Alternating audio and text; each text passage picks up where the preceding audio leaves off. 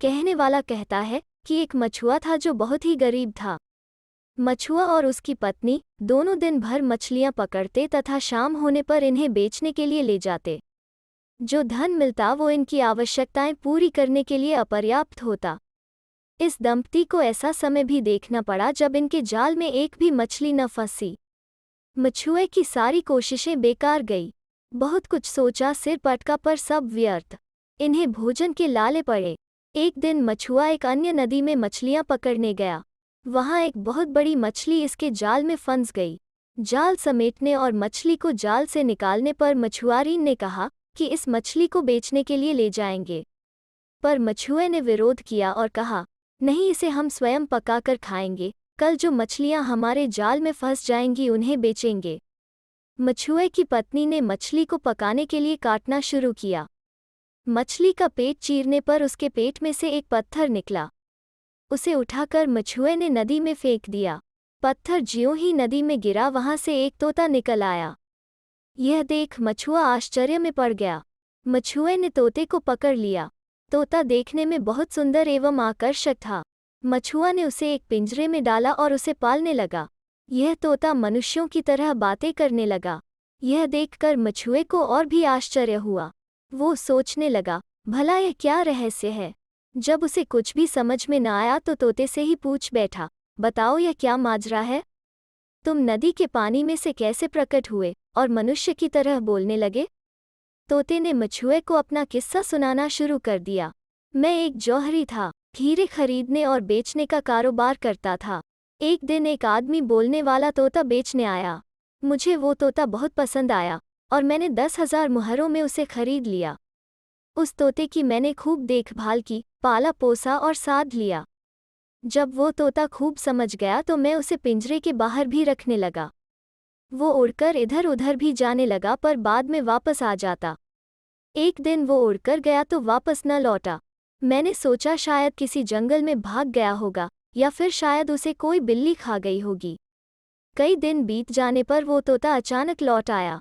मैंने उससे पूछा कि तुम इतने दिनों कहाँ रहे। वो बोला कि क्या बताऊं, उड़ते उड़ते मैं एक शहर में जा पहुंचा। इस शहर में मैंने एक अचंभा देखा। इसी कारण आने में मुझे देर हो गई। भला वो कौन सा अचंभा था जो तुमने देखा? मैंने पूछा। तोते ने कहा, वहां मुझे एक अन्य तोता मिला। उसने मुझसे कहा कि जब मैं उस शहर में घूम रहा था तो उड़ते उड़ते राजमहल के पास पहुंच गया। वहां देखा कि एक खिड़की पर वहां की रानी बैठी थी। यह रानी अत्यंत रूपवती एवं सुंदर थी। दिन भर खिड़की पर बैठी रही और शाम होने पर उठी। उठते उठते कहने लगी, हाय, क्या कोई ऐसा नहीं जो मेरी इस समस्या को सुलझा दे और मैं उसी की हो जाऊं। उस तोते ने मुझे बताया कि उसने देखा कि उस रानी की हर चीज सोने की है। यहाँ तक कि उसके दास दासियां भी सोने के कपड़े पहने रहते हैं।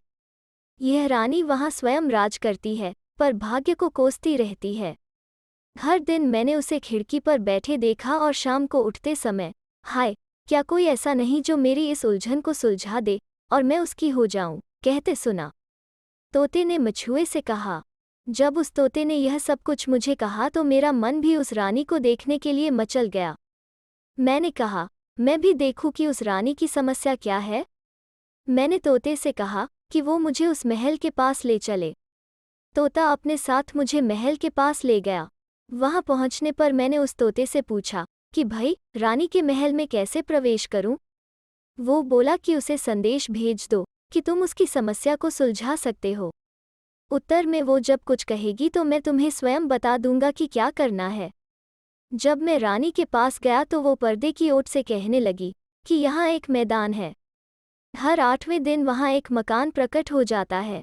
मकान के प्रकट हो जाने पर आदमियों की एक टोली वहाँ आती है। वे लोग लकड़ियाँ इकट्ठा करते हैं और मकान के बाहर रखते हैं। लकड़ियों का एक बड़ा और आकाश को छूने वाला ढेर जब इकट्ठा हो जाता है तो वे लोग उसमें आग लगा देते हैं। उसके बाद उस मकान में से एक स्त्री को निकालते हैं और उसे आग में डाल देते हैं। वो स्त्री बहुत रोती और चिल्लाती है पर उन लोगों पर कुछ असर नहीं होता। वो बेचारी जब आग में जलकर राख हो जाती है तो वे आदमी और आग गायब हो जाती है। मैंने इसका रहस्य जानने के लिए कई बार अपने सिपाहियों को भेजा पर उन आदमियों ने मेरे सिपाहियों को मार डाला।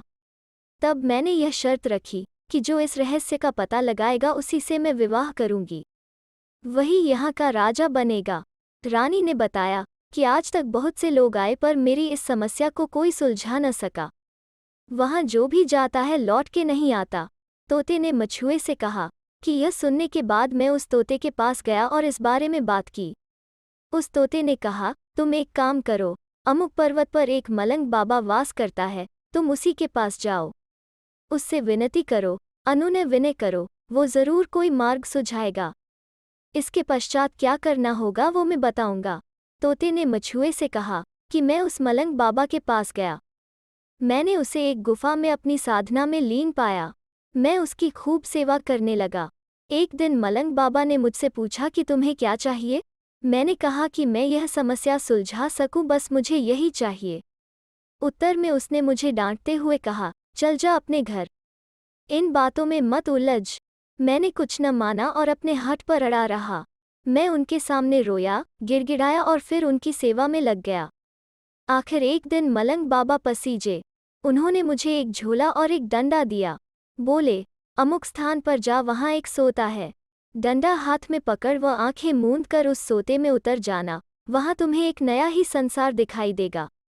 वहाँ एक राजा है, उसका नाम इंद्रवर्मन है। तुम इंद्रवर्मन के पास जाना और उसे यह झोला मेरी ओर से भेंट में देना। एक बात याद रखना, यह डंडा मुझे वापस लौटाना।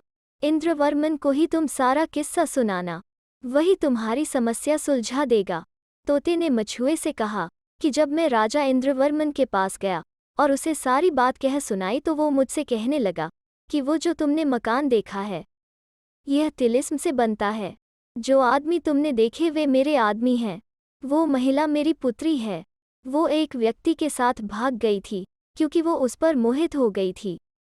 मैं उसे पकड़ लाया, बहुत समझाया, कहा कि जो कदम तुमने उठाया है उससे बाज आ, मेरा नाम बदनाम मत कर।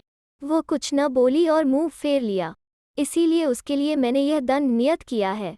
हर 8वें दिन उसे जलाया जाता है और वो फिर जीवित हो उठती है। इतना कहकर इंद्रवर्मन ने मुझे पत्थर का एक छोटा सा टुकड़ा दिया और कहा, वो मकान जब प्रकट होगा उसके साथ यह पत्थर का टुकड़ा छुआ देना, और ऐसा करने से यह मकान से 40 गज की दूरी पर जा गिरेगा। यदि मेरे कहे पर विश्वास नहीं तो स्वयं देख ले कि क्या होता है। तोते ने मछुए से कहा कि मैंने वो पत्थर का टुकड़ा ले लिया और मलंग बाबा के पास जाकर उसका डंडा लौटाया। फिर उस मकान के पास गया, पत्थर का टुकड़ा उससे छुआया और वो 40 गज दूर जा गिरा। मैं वहीं से उस मकान की तरफ देखता रहा। देखते देखते उस पत्थर के टुकड़े से प्रकाश फूटना आरंभ हुआ। वो जगमगा उठा और मकान गायब हो गया। मैंने देखा एक सुंदर रमणी एक व्यक्ति के साथ बैठी है। यह सब देख मैं रानी के पास गया और उसे सब हाल कह सुनाया। रानी ने मुझसे कहा कि मैं कैसे विश्वास करूं कि तुम सच कहते हो कि झूठ। मैं उससे क्या कहता भला। मैं फिर उसी तोते के पास चला गया और उससे सलाह मांगी। उस तोते ने मुझे फिर मलंग बाबा के पास जाने के लिए और उन्हीं से अनुनय विनय करके सलाह लेने को कहा। मैं फिर मलंग बाबा के पास गया और उनसे बहुत विनय करने लगा। बहुत समय तक मैंने उनकी सेवा की। उन्होंने मुझे फिर राजा इंद्रवर्मन के पास भेजा और उनसे यह कहने के लिए कहा कि वे अपनी उस बेटी को क्षमा करें। मलंग बाबा ने मुझे फिर वही डंडा दिया और साथ ही अपनी टोपी भी दे दी। टोपी देते हुए उन्होंने मुझसे कहा, जा, यह टोपी राजा इंद्रवर्मन के आगे डाल दे। मैंने जो डंडा दिया है इसे लौटा देना। तोते ने मछुए से कहा कि मैं फिर राजा इंद्रवर्मन के पास गया और उनके सामने मलंग बाबा की टोपी रख दी। उन्होंने मुझे वचन दिया, जा, आज से मैं उसे यहीं कैद करके रखूंगा। अब न तो वो मकान ही प्रकट होगा और न ही उस तरुणी को आग में जलाया जाएगा। राजा इंद्रवर्मन से यह वायदा लेकर मैं मलंग बाबा के पास उनका डंडा लेकर गया। फिर रानी के पास पहुंचा। रानी से मैंने कहा कि यह तो राजा इंद्रवर्मन की बेटी है जिसे जलाया जाता है। इसके अतिरिक्त मैंने उसे सारा वृतांत कह सुनाया। उसे मैंने यह भी कहा कि अब उस युवती की सजा समाप्त कर दी गई है। रानी ने कहा, यदि तुम्हारे कथन में सच्चाई है तो वो मकान वहां अब से प्रकट नहीं होना चाहिए। उस दिन की हम प्रतीक्षा करने लगे जिस दिन यह मकान वहां प्रकट होता था। वो दिन आया पर न वहाँ मकान प्रकट हुआ और न वे आदमी ही। रानी मुझसे कहने लगी, सचमुच ही तुमने मेरी शर्त पूरी कर दी है। अब से मैं तुम्हारी हो गई हूँ। मैंने रानी के साथ विवाह कर लिया और मैं उस राज्य का राजा बन गया। अब मैं राजा की हैसियत से मलंग बाबा के पास उपहार लेकर जाया करता। तोते को भी अपने साथ ले जाता। एक दिन जब मैं तोते को साथ लेकर मलंग बाबा को उपहार देने गया था, उन्होंने मुझसे कहा, देख, तुम्हारी समस्या अब हल हो गई। अब इस तोते को अपने पास मत रख, बेच डाल इसे। बाबा का यह कथन मुझे बहुत बुरा लगा। मैंने सोचा, देखो बाबा कैसी अजीब बात करते हैं। इस तोते के कारण ही मैं राजा बना, इसी को मैं बेच डालूं। वाह! मैंने तोते को नहीं बेचा और अपने महल में जाकर बैठ गया। तोते ने मछुए से कहा कि समय गुजरता गया, मेरी पत्नी बीमार पड़ गई। बहुत इलाज आदि कराया पर कुछ लाभ न हुआ। मैं हारकर मलंग बाबा के पास गया। वे बोले, मैंने तुमसे कह दिया है कि तोते को बेच डालो, यह तुम्हें कष्ट पहुंचाएगा। मुझे बाबा के कथन पर फिर क्रोध आ गया। सोचा न जाने क्या बकवास कर रहे हैं। तोते ने ही मुझे इस उत्कर्ष पर पहुंचाया है, भला यह मुझे कष्ट पहुंचाएगा? मैंने तोते को नहीं बेचा। कुछ दिन बाद रानी का देहांत हो गया। उस रानी के कारण ही मैं वहां राज करता था, वही मर गई। मैं असहाय सा सोचने लगा कि अब मैं क्या करूं। तोते से सलाह ली तो वो बोला, मैं तुम्हें फिर राजा बना दूंगा, चलो मेरे साथ आ जाओ। इतना कहकर वो मुझे एक नदी के पास ले गया। नदी के पास ही एक पेड़ था। तोते ने मुझसे कहा कि इस पेड़ के पास खोदो। मेरे वहां खोदने पर एक संदूक निकला। संदूक से एक मोतियों का हार निकला। तोते ने कहा कि यह मोतियों का हार मेरे गले में डाल दो। ज्यों ही मोतियों का हार मैंने तोते को पहनाया, वो एक जिन बन गया। उसने मुझे एक फूंक मारी और मैं पत्थर का टुकड़ा बन गया और मुझे नदी में फेंक दिया। वहां मुझे एक मछली निगल गई। उस मछली के पेट में पड़े पड़े मैंने 6 महीने बिता दिए। पता नहीं अब मैं यह तोता कैसे बन गया। तोते ने मछुए से कहा, अगर तुम मुझे उसी मलंग बाबा के पास ले जाओगे, वे मुझे आशीर्वाद देंगे और उनकी दया से मैं इस कष्ट से मुक्ति पा लूंगा। मछुए को तोते पर दया आ गई। उसे पिंजरे में डालकर वो मलंग बाबा के पास ले गया। रास्ते में उसे एक अपाहिज मिल गया। अपाहिज ने मछुए से कहा, अरे आदम, तुम्हें इस तोते को लेकर मलंग बाबा के पास जाना है ना? वहां पहुंचकर बाबा से मेरी भी कहना, मेरी ओर से काफी अनुनय विनय करना और कहना कि अब मुझे इस कष्ट से मुक्ति दिला दे। मछुआ चकित हुआ। उसने अपाहिज से पूछा, तुम्हें कैसे पता चला कि मुझे मलंग बाबा के पास जाना है? मुझे इस तोते की सारी कहानी मालूम है। यह कौन था और अब क्या हो गया है, सब जानता हूँ। मैं स्वयं उसी मलंग बाबा के पास था। उन्होंने इससे समय पर कहा था कि तोते को बेच दे, क्योंकि वो एक जिन था। उस जिन को मलंग बाबा ने दंड दिया था। इसने मलंग बाबा का कहा नहीं माना, अतः वो सजा इसे लग गई। खुद मुझे भी यही हुआ। एक बार मैंने भी मलंग बाबा का कहा नहीं माना, तभी मेरी यह दशा हो गई। अब तुम मलंग बाबा के पास जा ही रहे हो, उन्हें मेरी ओर से भी विनती करना। अपाहिज ने कहा। अपाहिज की बातें सुनने के पश्चात मछुआ मलंग बाबा के पास गया। उनके समक्ष पहुंचकर तोते और अपाहिज की ओर से बहुत अनुनय विनय करने लगा। मलंग बाबा ने फूंक मारी और तोता फिर अपने जौहरी के रूप में आ गया। वो मलंग बाबा के चरणों में नतशिर हुआ और उनसे आशीर्वाद मांगा। वो अपाहिज भी भला चंगा हो गया। जौहरी फिर से जौहरी का काम करने लगा। उसने मछेरे को मालामाल कर दिया। मछुए का सारा दारिद्र्य छूमंतर हो गया और वो अपने परिवार के साथ सुख चैन से जीवन व्यतीत करने लगा। तो दोस्तों, कैसी लगी आज की लोककथा?